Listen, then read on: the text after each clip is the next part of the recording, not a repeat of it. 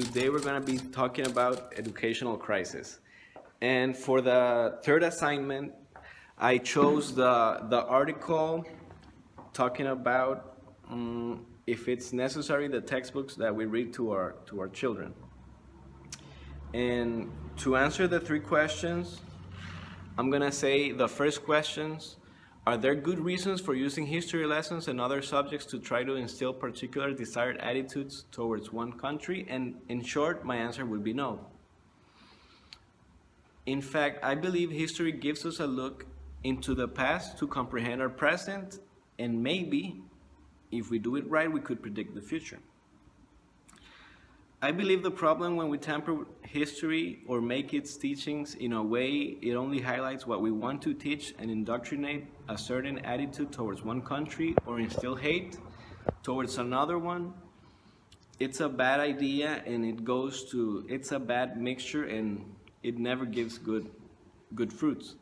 Also, when government uses history as a tool for their benefit to push their ideas, I also believe that's a bad idea and a bad agenda that never gives good ideas. We can look at the case of Cuba. We have the Cuba, well, it's a big crisis and a problem. People in Miami that are so against the educational structure they do have in Cuba. Also, as we can see in the article, what they do in the Middle Eastern countries, that they teach the examples of if you kill 20 Russians and all that type of things. The only thing that they're doing is indoctrinating an enemy idea into the students, in the children's mind. And honestly, the idea or the purpose of education is to ensure social, and the idea of to use education to ensure social obedience to the ruler is also a bad idea, and it never really does work that way. And that's not what education is for.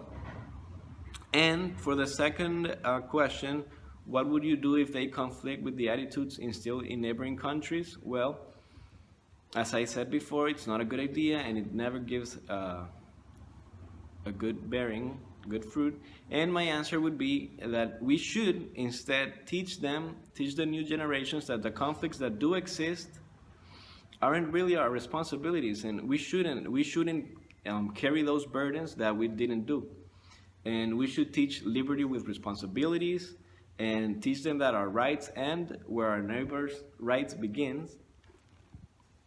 Also, for the third question, would it be a good idea and a realistic objective to replace nation building with a more diverse and multicultural approach to history, geography, religion, language, and culture? My answer would be yes, of course. We need to replace the nation building structure to a more diverse structure. Given how technology is advancing, we should follow its pace, and we should start globalizing our teachings in a multicultural way, instead of having the same types of teachings that honestly don't prepare the children for the future and for what is around them. We should diversify history, geography, religion, language, and culture. We should teach our students a little bit of everything, not just one thing, so that way they'll be ready, or at least have an idea of what they will find in the real world.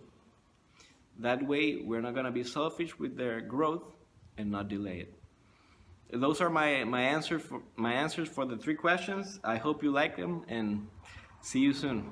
Thank you.